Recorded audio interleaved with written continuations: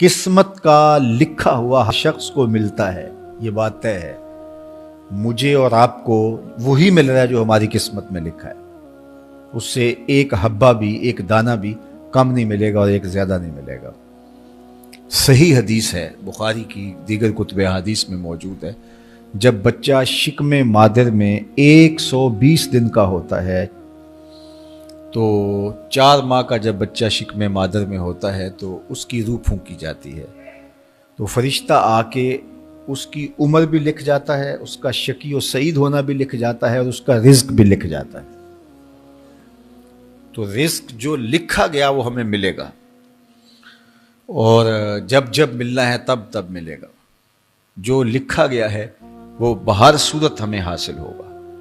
अब वो जो हमारी किस्मत का रिज्क है, उसके हुसूल का जरिया क्या है? बजरिया हलाल मिलता है या उसके जराए हुसूल के वो हराम है? तो ये अल्लाह के जिक्र को छोड़ने की सजा ये है कि मिला वही जो किस्मत का था, लेकिन दौलत उस्मान ना मिली, दौलत कारून मिली। लिखा जो था, मकसूम था, मिला वही, एक दाना भी ज्यादा नहीं मिला और एक दाना भी कम नहीं मिला, लेकिन उसकी सजा काटनी पड़ेगी, इसलिए कि हुसूल के जराए हराम थे। तो हजरत इकरमा रदी अल्लाह ताला अन्हु फरमाते हैं, कसबन हरामन। तो मईशत तंग कैसे होती है? बंदा कहता है कि ये तो बड़ा कमा रहा है, लेकिन कमा बजरिया हराम रहा है। अल्लाह अकबर। बाज़ कुछ लोग मेहनत करके भी हराम कमाते हैं।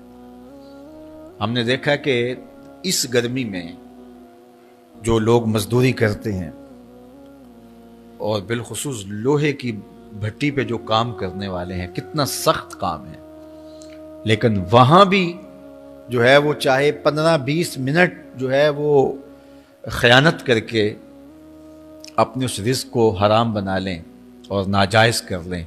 इतनी मुशक्कत के बावजूद भी कीती कतरी पई खू मोहम्मद फिर सिक्का बने ज़रा। तो एक सौदा ऐसे भी बिक जाता अगर 2 मिनट गाहक को देता, लेकिन झूठी कसम खा ली और वो लेके चला गया। सौदा तो बिक गया, लेकिन जरिया उसका हराम हो गया। ये देखिए, झूठी कसम खाने वाले को अल्लाह नजरे रहमत से भी नहीं देखे, इतनी बड़ी सजा है उसकी। और ना बिकता, कोई और आके ले जाता। जो किस्मत में लिखा है वो तो आपका हर सूरत में होगा, लेकिन कुछ लोगों को अल्लाह के जिक्र को छोड़ने का नतीजा ये मिलता है कि फिर वो उनके जराए आमदनी जो होते हैं, मेहनत के बावजूद भी कसब हराम हो जाता है किसी ना किसी वजह से।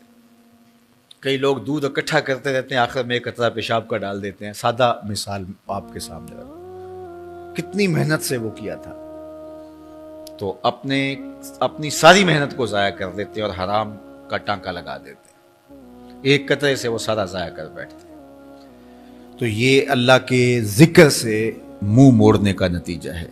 जब तुम्हारे दिल अल्लाह की याद से खाली हो जाएंगे, तुम्हारी जिंदगियों में कुरान नहीं होगा, तुम्हारी जिंदगियों के अंदर इस्लाम के उजाले नहीं होंगे, तो फिर नतीजा क्या होगा कि मईशत दनक क्या है? कसबन हरामन। दूसरा माना कि तंग जिंदगी, तल्ख जिंदगी, जो हजरत अब्दुल्ला इब्न अब्बास से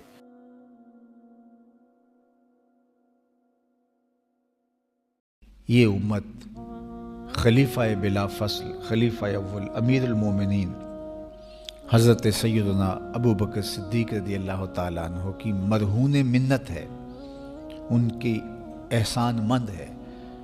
इकबाल ने कहा था, आ अमन नास बर मौलाए मा, आ कलीम अव्वले सीनाए मा, हस्तिये ऊ किश्त मिल्लत राचू अबर, सानिये इसनैन व गारो बदरो कबर।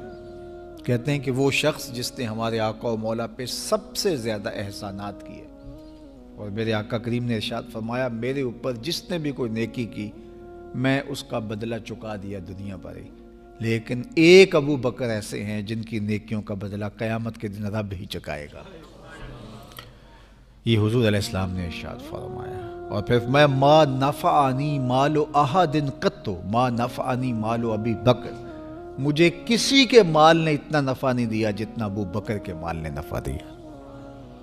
अपना सब कुछ हुजूर की राहों में नछावर कर दिया, माल पेश किया, जान पेश की, औलाद पेश की, वक्त दिया, एक एक सांस हुजूर के नाम कर दी। कहते हैं हुजूर अलैहिस्सलाम का साया नहीं था, लेकिन अबू बकर रज़ी अल्लाह तआला अन्हु साया बन के हुजूर के साथ रहे, साए की तरह हुजूर के साथ रहे। बदर के साथी, हजर के साथी, सफ़र के साथी, गार के साथी, हद हो गई मज़ार के साथी। अल्लाह अकबर। एक दिन हुजूर ऐसे निकल रहे हैं मस्जिद नबवी से, तो कोई लोग दाखिल हो रहे थे, तो हुजूर के दाएं हाथ में अबू बकर का हाथ था, बाएं में हज़रत उमर का हाथ था। तो हुजूर ऐसे दोनों के हाथ पकड़ के बाहर निकल रहे थे, तो किसी को अंदर आते देखा तो उसको देख करके कहा, क़यामत के दिन हम कब्रों से यूं ही उठाए जाएंगे, मेरे दाएं हाथ में अबू बकर का हाथ होगा, बाएं हाथ में उमर का हाथ होगा। अल्लाह अकबर। सैयदा कहूल अहलिल जन्ना, जन्नत के बूढ़ों का सरदार कहा। अबू बकर फिल जन्ना, जन्नत की बशारत दी। अशरा मुबशरा में से पहला नाम हज़रत अबू बकर रज़ी अल्लाह तआला अन्हु का है। फरमाया मेरे दो वज़ीर आसमान पे हैं, दो वज़ीर ज़मीन पे हैं। आसमान पे मेरे दो वज़ीरों का नाम जिब्राईल व मेकाईल है, और ज़मीन पे ऊपर मेरे दो जो वज़ीर हैं, एक का नाम अबू बकर है, एक का नाम उमर है। तो क्या शान है हज़रत अबू बकर सिद्दीक़ रज़ी अल्लाह तआला। हर नबी का सहाबी अज़मतों के मेराज पे है, लेकिन जो शान हुजूर के इस जानिसार को दी गई है, अल्लाह अकबर। कुरान ने भी कहा ना, वसानी इस्नैन इज़ हुमा फिल गार। अल्लाह अकबर। दो में से दूसरा, अल्लाह अकबर, जब वो गार में थे, दो में से दूसरा। इस लफ्ज़ की खूबसूरती मुलाहजा कीजिए, दो में से दूसरा। हज़रत उमर कहा करते थे, हज़रत सिद्दीक़ अकबर का जिक्र करते साथ रो पड़ते और कहते कि अबू बकर मेरी सारी ज़िंदगी की नेकियां ले लें, वो गार वाली एक नेकी मुझे दे दें। सारी नेकियां ज़िंदगी की अबू बकर ले लें, एक नेकी गार वाली मुझे दे दें।